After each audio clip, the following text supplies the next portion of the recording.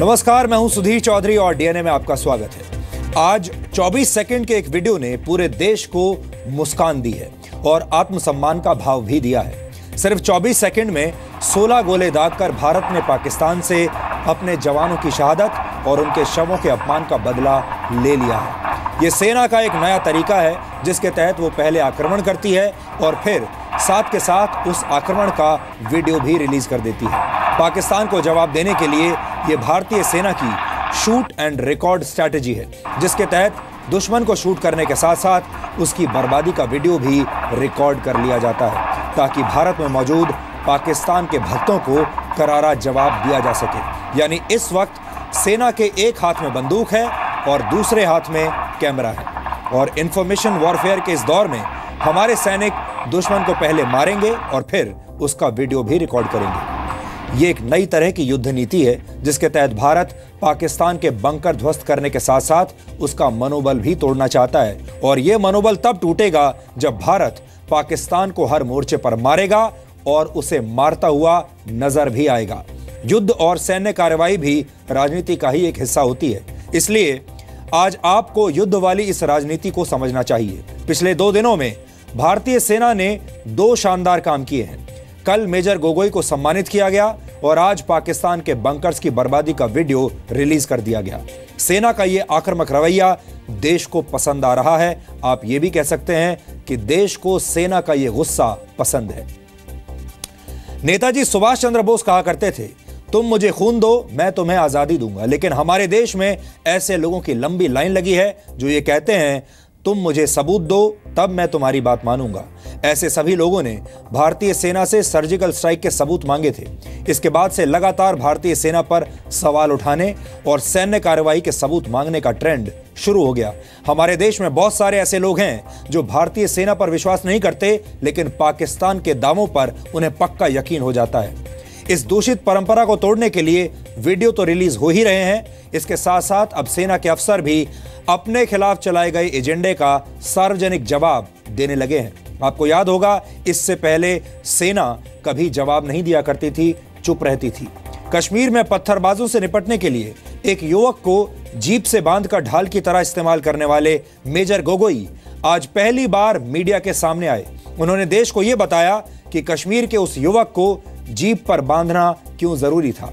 आप ये भी कह सकते हैं कि मेजर गोगोई ने सेना के आचरण पर सवाल उठाने वालों पर सीधे शब्दों वाली सर्जिकल स्ट्राइक की है। मेजर गोगोई अब भारतीय सेना के पोस्टर बॉय बन चुके हैं, हीरो बन चुके हैं। ऐसे में आज उनकी बात आप सबको ध्यान से सुननी चाहिए। और इसके अलावा आज हम पाकिस्तान की सबसे बड़ी इंटरनेशनल बेइज्जती का विश्लेषण करेंगे। सऊदी अरब की राजधानी रियाद में अरब इस्लामिक अमेरिकन समिट का आयोजन हो रहा है। इस सम्मेलन में अमेरिका के राष्ट्रपति डोनाल्ड ट्रंप के साथ 54 मुस्लिम देशों के नेताओं ने हिस्सा लिया। इन देशों में पाकिस्तान भी शामिल था और इस सम्मेलन का मुख्य मुद्दा था आतंकवाद, जिस पर बोलने के लिए नवाज शरीफ ने लंबा चौड़ा भाषण तैयार किया था। नवाज शरीफ भाषण देने की तैयारी अपने प्लेन में भी करते रहे। कहा जा रहा है कि उन्होंने करीब 2.5 घंटे तक अपने भाषण की तैयारी की थी, लेकिन जब नवाज शरीफ रियाद पहुंचे तो उन्हें भाषण देने के लिए आमंत्रित किया ही नहीं गया। ये पाकिस्तान के लिए एक बहुत बड़ा कूटनीतिक झटका है और इसीलिए इसका विश्लेषण आज आपको बहुत पसंद आएगा। लेकिन सबसे पहले आज की तमाम बड़ी खबरें नॉन-स्टॉप न्यूज में। सेना ने जम्मू कश्मीर में पाकिस्तानी घुसपैठ के खिलाफ एक बार फिर बड़ी कार्रवाई की है। सेना ने नौशेरा सेक्टर में लाइन ऑफ कंट्रोल पर पाकिस्तानी पोस्ट को ध्वस्त कर दिया। 10 मई को हुई सेना की कार्रवाई का एक वीडियो भी जारी किया गया है। सूत्रों के मुताबिक लश्कर ए तैयबा के आतंकियों की घुसपैठ की कोशिश की खुफिया रिपोर्ट मिलने के बाद ये कार्रवाई की गई। पाकिस्तान की सेना घुसपैठ में लश्कर आतंकियों की मदद कर रही थी। हमारे हाल ही की कार्रवाई में जो कि नौशेरा सेक्टर में हुआ है, उसमें पाकिस्तान पोस्ट को नुकसान पहुंचाया गया है और जो इन्फिल्ट्रेशन में सपोर्ट करते हैं, ये हमारे काउंटर टेररिज्म स्ट्रेटजी का एक हिस्सा है। हालांकि सर्जिकल स्ट्राइक की तरह पाकिस्तान ने भारतीय सेना की इस कार्रवाई को भी झूठा ठहराया है। पाकिस्तान के मुताबिक भारतीय सेना का दावा पूरी तरह से गलत है। लाइन ऑफ कंट्रोल पर सेना की कार्रवाई को सरकार ने सही ठहराया है। रक्षा मंत्री अरुण जेटली के मुताबिक जम्मू कश्मीर में शांति के लिए ऐसा कदम जरूरी है। सेना की तरफ से कार्रवाई का वीडियो जारी करने का भी सरकार ने समर्थन किया है। हमारा प्रतिनिधि लोग जो है पॉलिटिकल अपोनेंट्स इसका appreciating the good work done by our forces, they are asking for सबूत, हमको एविडेंस चाहिए। Now evidence is there very much, let them see that evidence also. Pakistani post को तबाह करने पर कांग्रेस ने सेना को बधाई दी है। देश की सेना को सलाम, उनकी बहादुरी और जज्बे को सलाम। हालांकि शिवसेना का कहना है कि उसे सेना से और कड़ी कार्रवाई की उम्मीद थी। लेकिन मैं उसको करारा जवाब नहीं मानता हूँ। कार्रवाई जरूर है, करारा जवाब नहीं है। कश्मीर में पत्थरबाज को जीप से बांधने की घटना पर मेजर नितिन लितुल गोगोई ने पहली बार चुप्पी तोड़ी है। मेजर गोगोई ने कहा कि उन्होंने पत्थरबाज को जीप से बांधने का आदेश स्थानीय लोगों की जान बचाने के लिए दिया। मेजर गोगोई के मुताबिक 9 अप्रैल को सैकड़ों पत्थरबाजों की भीड़ हिंसक हो गई थी। अगर वो भीड़ पर फायरिंग करवाते तो कई लोगों की जान चली जाती। चीज को काबू में रखा ताकि फायर ना खुले, फायर खुलते तो शायद कुछ हादसा ज्यादा हो सकता था। तो इसी दौरान मेरा दिमाग पे ये ख्याल आया कि इसको मैं बांध देता हूँ गाड़ी में, ताकि शायद भीड़ हट सके। मेजर गोगोई को हाल ही में सेना प्रमुख ने सम्मानित किया है। जम्मू कश्मीर की पार्टी पीडीपी और नेशनल कॉन्फ्रेंस के अलावा जेडीयू और सीपीआई ने भी मेजर गोगोई को सम्मान देने का विरोध किया है। जांच जो है वो पूरी हुई नहीं है और इसके पहले सरकार की तरफ से इस तरह का एक्ट होना ये कश्मीर समस्या को एग्रीवेट करेगा।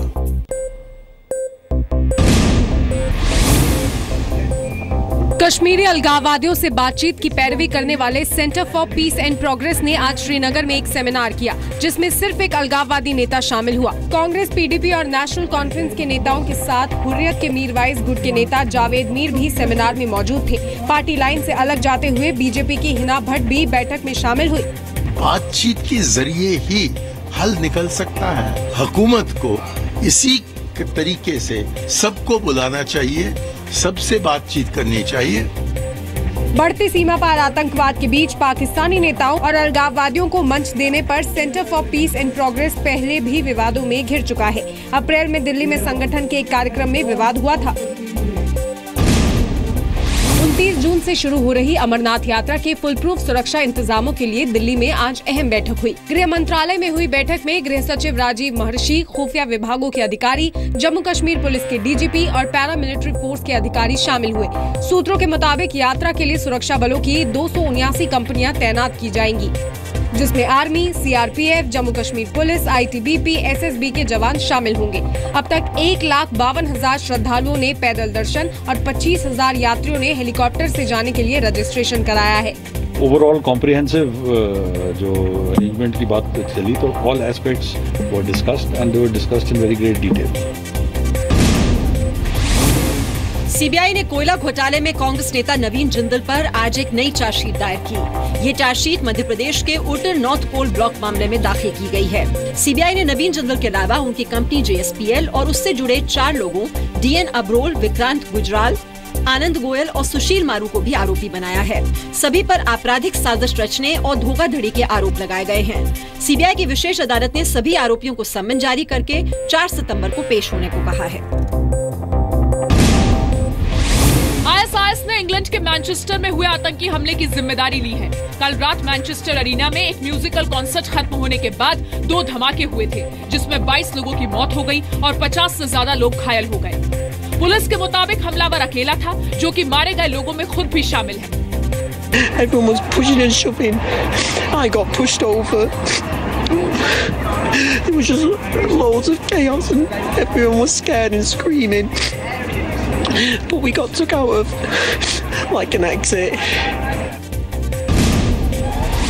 मैनचेस्टर में हुए धमाकों के बाद बीसीसीआई ने इंग्लैंड में आयोजित चैंपियंस ट्रॉफी के दौरान खिलाड़ियों की सुरक्षा पर चिंता जताई है। आज मुंबई में हुई बीसीसीआई की बैठक में इस मामले पर चर्चा की गई और आईसीसी को भी इसकी जानकारी दी गई, जिस पर आईसीसी ने गंभीरता से विचार करने का भरोसा दिया है। बीसीसीआई आईसीसी के बराबर टच में है, पूरा ख्याल रखा जा रहा है, पूरे मैटर को क्लोजली वॉच किया जा रहा है। धमाकों के बाद फिलहाल चैंपियंस ट्रॉफी के लिए भारतीय टीम के कार्यक्रम में कोई बदलाव नहीं किया गया है।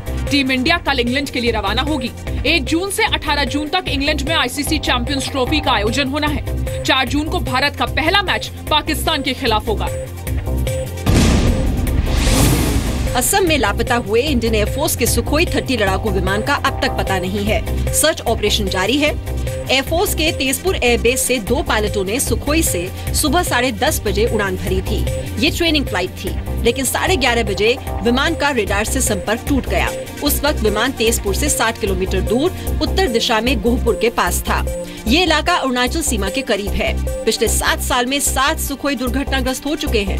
इसी साल 15 मार्च को राजस्थान के बाड़मेर में एक सुखोई क्रैश हुआ था।